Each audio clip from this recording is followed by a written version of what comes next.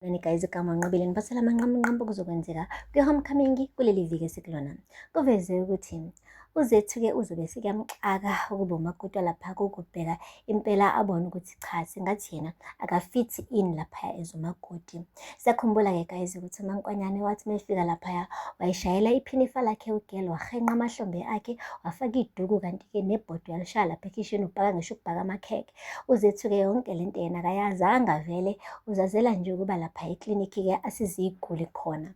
Kuphinde kwavezwa-ke ukuthi-ke uZethu uzobe seyatefa-ke etefela uSifiso, efuna nje ukuthi a-treat-we njengenkosazane, okuzokwenza ukuthi-ke uMaNkwanyane acasuke abone sengathi-ke hhayi, uSifiso ushaye i-favoritism la, uthanda kakhulu kuZethu-ke kunaye. Guys, akupheli-ke lapho.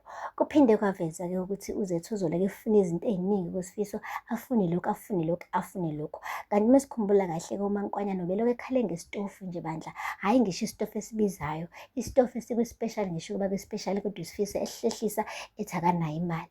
Hhayi, angazi-ke noma uzobe siyakhipha imali iqhashe yini uma ukuthi uZethu ufuna iy'dingo zakhe yini, okuzophinda kwenza uMaNkwanyane acasuke wes, abone ukuthi ngampela-ke uSifiso uyakhetha.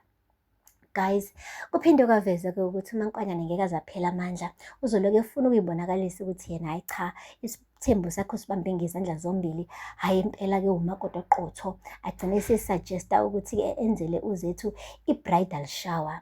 Guys, uZethu-ke uzobamba ongezansi meze uMaNkwanyane ethi ufuna ukumenzela i-bridal shower, kanti uSifiso-ke uzobe siyamncoma uMaNkwanyane, anconcoze asho ukuthi hhayi wakhetha impela lapha kuyena, nakho phela esefuna ukwenzela umnakwabo i-bridal shower. Kanti akabuzanga elangeni, uMaNkwanyane naye unama-ulterior motives kwekushiwo njalo ngesiLungu, kukhona iy'nhloso ey'seceleni nje naye anazo.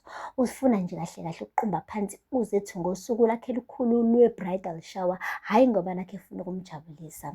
Kanti-ke kuveziwe ukuthi-ke hhayi impela-ke lawo macebo awazuhamba kahle, ngoba kuzogcina kuvelile ukuthi hhayi kukhona umuntu ofuna ukucekela phansi uZethu la.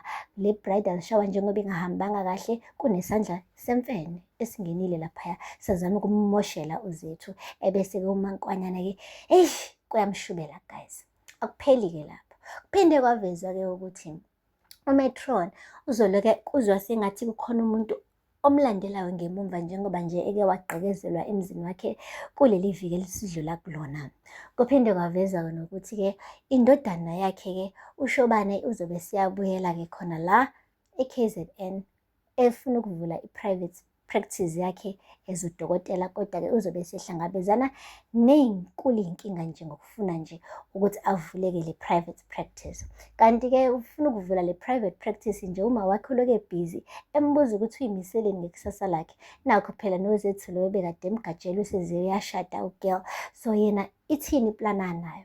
So kahle kahle uShobane uzobe esezizwa esengcindezweni-ke manje ngokuthi nabo ntanga yakhe-ke abawodokotela bayaphumelela, bayagana, yena usamndawonye ezesefuna nje ukuvula le private practice kangaka.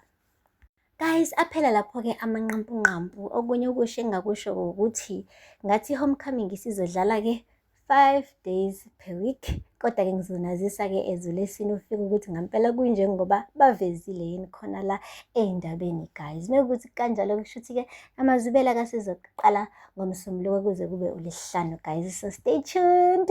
I can't wait to give you more of amazwibela for your homecoming. Ningakhohlwa ukusubscribe and like and comment. Until next time, bye. Nani guys, igama unqabile niphathela amanqamnqampu kuzokwenzeka kwi-homecoming kuleli viki esikulona. Kuveze ukuthi uZethu-ke uzobe